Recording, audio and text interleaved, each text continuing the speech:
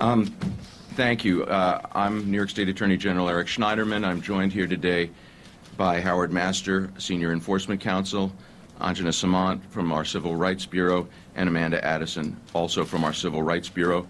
I also want to acknowledge the presence today of Sonia Asario from the National Organization for Women, who is with us today.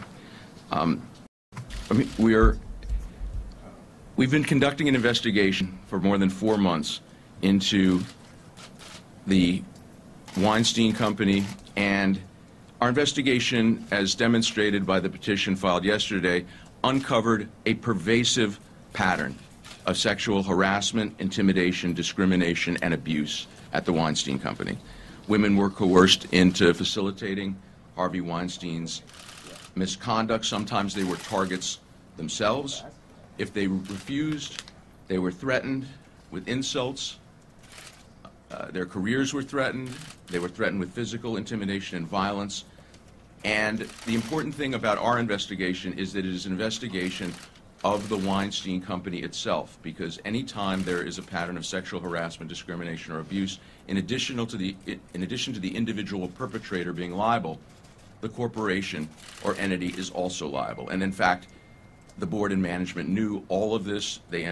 TWC entered into numerous settlements with non-disclosure agreements as a corporate entity itself. So the liability extends beyond the individual perpetrator, and it is clear to us, and is set forth in our complaint, that the company's management was complicit in this pattern of misconduct. They knew what was happening. It was flagrant. It was flamboyant. They knew how pervasive it was, and not only did they fail to stop it, they enabled it and covered it up. The COO, David Glasser, who supervised the Human Resources Department, did not stop this discrimination, harassment, and abuse, even though he was in charge of handling dozens of shocking complaints. The board failed to act, and this is critically important. Both the board and management have legal duties to stop this type of misconduct. This is not something that is optional for management or the board of a corporation. Yet management, including the COO and the human resources staff, never launched a single formal investigation into any of the complaints of discrimination, harassment, or abuse, and there were many, many complaints. Yesterday, we finally made clear that by failing to protect its employees, the Weinstein Company repeatedly broke the law. This is unacceptable. It was then, it is now, and it will be moving forward. That's why it is critically important that any deal to buy the company's assets ensure, first, that victims will be adequately compensated, 2, that employees will be protected moving forward, and 3, that company executives who perpetuated or enabled the pervasive sexual misconduct at TWC will not be rewarded. As of yesterday, there was no deal that would have met these standards.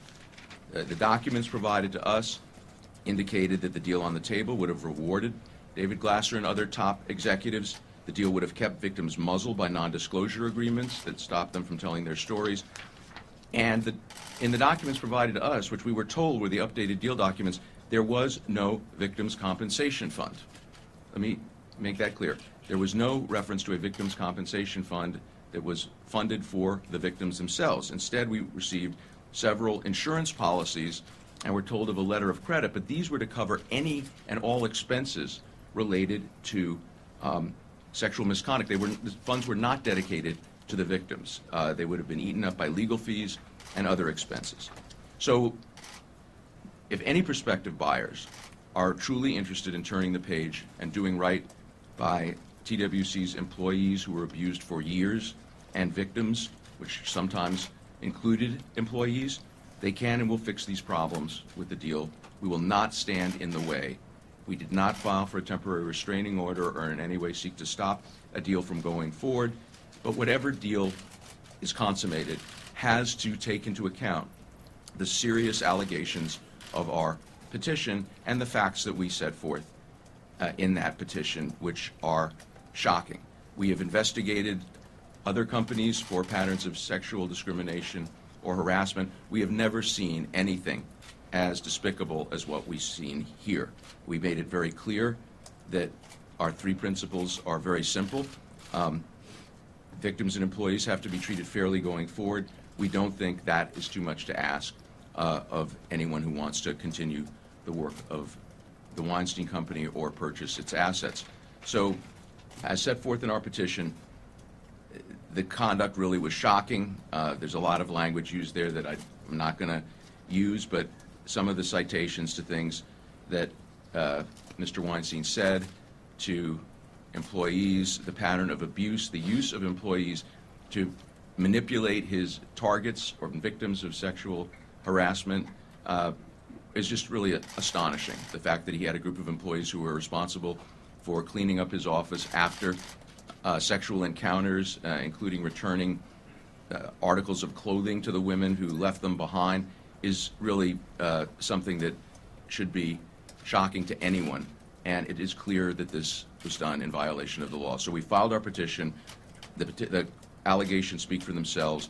We're not opposed to any deal going forward, but any deal has to take into account the fact pattern set forth in our petition and the needs for compensation to victims and protection of employees going forward. And with that, if you tell Amy who you are, we'll answer questions. You should say that my name out, but Brian Stelter, CNN. Will you meet with Maria Contreras Sweet's investor group, and if so, when? We were told by the attorneys representing Maria Contreras Sweet that she would not talk to us or meet with us. They asserted that they were somehow being blocked from doing that by the Weinstein Company. Bob Weinstein gave an interview to Deadline yesterday calling that a lie. We'll let them sort it out, but we have not received any cooperation from Ms. Contreras Sweet or her attorneys. So you will not meet with them tomorrow? There's nothing. They say you were going to meet with them today. There's nothing on my schedule. There's no meeting that's ever been scheduled. On a deal to close, it was supposed to close on Sunday. She had a very brief conversation with one of our attorneys saying she was going into a meeting, would call back, never call back, and her attorney then said she would not speak further. So you won't meet with them? I'm not saying I won't meet with them, but there's no meeting been scheduled. There's no effort been made on their part to cooperate with us at all. In fact, their attorney said, why should we talk with you? Ethan Harp, WCBS Radio. Bob Weinstein didn't work for Harvey Weinstein. Should Bob Weinstein or any member of the board, anyone in HR, anyone else at the Weinstein Company face criminal charges? That is something that I'm not going to comment on at this time. This is make clear what this complaint is, or this petition is.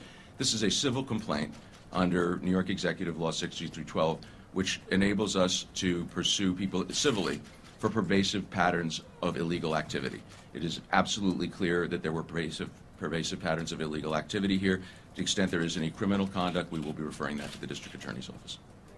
Aaron Katersky from ABC. Aaron Katersky from ABC. General, the Contreras Sweet offer, they said would set aside $50 million in victims' compensation and reimagine the company as female-led. Those terms were not made clear to you? Those terms are completely contradicted by the documents produced to us. And the CEO was supposed to be David Glasser, not a female, as last time I checked. We have the documents. They're subject to various confidentiality agreements. I think that the sellers were willing to let us see the documents and let them talk with us. I don't think they're willing to let them talk to you. Are there terms then, if those terms were put in writing, would that be acceptable to you? As I said, we have three simple principles that should be embodied in any deal going forward. Adequate compensation for victims has to be secured. Employees have to be protected going forward. Understand that the putting in charge of a newly configured company, the same people who were involved in perpetuating for 12 years this pattern of misconduct should be unacceptable to anyone who wants to reimagine the company. We don't want those people rewarded. We want employees protected. We want victims compensated. Simple principles that were not in the deal that was presented to us. There was a response last night from Harvey Weinstein's attorney. I'll just read the very end of it. It says, if the purpose of the inquiry is to encourage reform throughout the film industry, Mr. Weinstein will embrace the investigation. If the purpose, however, is to scapegoat Mr. Weinstein, he will vigorously defend himself. What do you think when Harvey Weinstein's lawyer thinks of him as a scapegoat potentially here? Well, this complaint is it reflects conduct by Harvey Weinstein, but what it really is about is the corporate liability and the involvement of many others in management and the board. This is a complaint because whenever there is sexual abuse, harassment, or discrimination, the individual perpetrator may face liability, but the corporate entity has a legal duty to protect employees. So if you see a complaint against any corporation or against a government entity, the individual perpetrator is named, but the corporate entity or the government entity also has liability. So what we're talking about is a pervasive corporate culture that enabled, encouraged, and sustained years of abusive conduct that should have been shut down by any corporate officers with any sense of integrity. Roseanne Coletti with WNBC. You said that you wouldn't stop any deal from going forward. Under what conditions would you and could you? So what we contemplated at one point, when it never came to fruition, was we wanted to get the facts out that were in our petition so that any deal going forward could be done, perhaps in the context of a settlement of the complaint with them agreeing, as other corporations have agreed, to reform their procedures. And there's been, been a lot made of requests we made for information. What we're seeking is really very simple. We want cooperation with our investigation into past misconduct. That's pretty basic. We want to ensure that their policies going forward protect employees, and we want to ensure that there is adequate compensation for victims and that people who participated in or perpetuated this conduct or covered it up are not rewarded by the deal. So that's pretty simple. We are not opposed to a deal. We would like to see some deal go forward. We are prepared to talk to anyone. Our attorneys were trying to talk to the purchasers, and really were shut down. Again, when an attorney for the purchaser says, "Why should we talk to you?" That tells you all you need to hear. John Bringarter from Getwire. Has the Weinstein Company suggested that they may file for Chapter 11? And if they do so, how would you continue to pursue these assets in a bankruptcy scenario? Well, obviously, that would be subject to bankruptcy law. The desire and intent is expressed to us by the sellers and the purchasers is to avoid bankruptcy if they possibly can. We think that's a worthy aspiration. Karen Franco. On what legal basis can you influence the sale? And why did you file the suit yesterday? Because it seemed to be clear to us that the facts that we had unearthed in our investigation were not known to the purchasers. They may not have been known to some people on the board of TWC. There was an extensive cover-up of a lot of this that took place. Our investigation is ongoing, and one of the things we're seeking is cooperation. If I were trying to purchase the assets of the company, I would want to negotiate a settlement of this complaint as a part of the deal.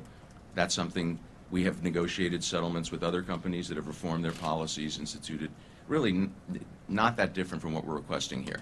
So the facts here are more shocking and more flamboyant and more egregious in some respects, but companies that tolerate and perpetuate a pattern of sexual discrimination, harassment, or abuse, that's not that unusual, unfortunately, and we've dealt with these situations before. So we are simply trying to get the facts of our complaint factored into whatever deal is structured going forward. A couple more questions. Eugene Ansler with CBS News. Are you able to quantify the amount of complaints over the years towards the office that were ignored? We obtained a form of Mr. Weinstein's personnel file. We were told that the physical personnel file had gone missing, which is another issue of concern to us. I don't know the number of complaints, but there were certainly dozens of formal complaints and many more informal complaints over the years. And this is important.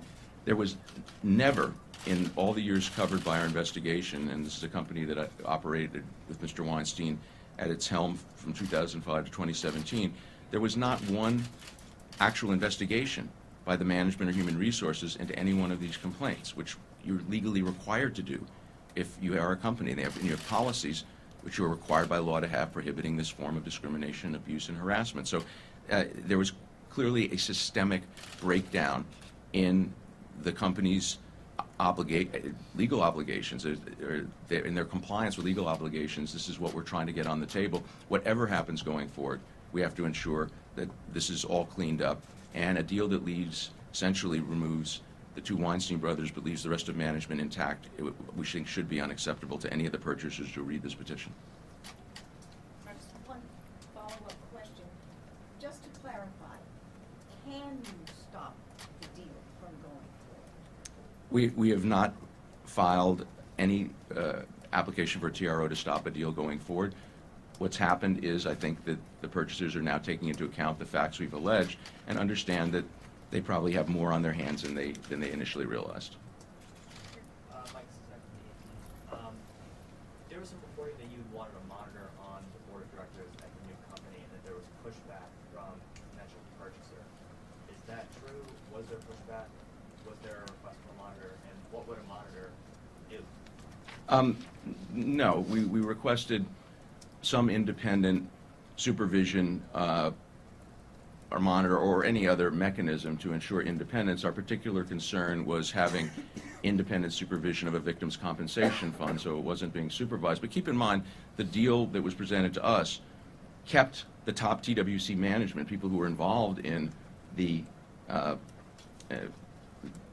should have taken action to stop this conduct, had a legal obligation to take action to stop this conduct, and actually, it appears, were involved in the perpetuation and cover-up of this misconduct. It would have kept them in place. So with that factor, we wanted some independence to ensure that the victims were compensated and the victim compensation fund was not being administered by perpetrators. Last question. And to the fund itself, how large a fund would be needed to satisfy your concerns here? Again, we haven't gotten all the documents to tell us that. We have been frustrated in that effort. We've requested documents from the purchasers and had a very hard time getting documents from them. So we don't know how to quantify it. We do think that the insurance policies that were proffered to us and the notion of the suggestion of a $10 million letter of credit were inadequate because they had to cover all expenses, including legal fees, including everything else. We'd like a fund that is dedicated specifically to the compensation of victims alone. Other companies have done this, set up systems for mediation in some cases. This is not, we're not asking for anything that has not been done in other cases. The facts here are just more shocking and flamboyant. The solutions have been tried and proven to be effective in other situations. Could we be talking hundreds of millions of dollars, though, maybe into $1 billion range? I don't think it would go that high, but it certainly would require more than was on the table as of the time the deal documents were presented to us. Again, we were told these were updated deal documents. We can't verify that. Thanks, everyone. Thank you.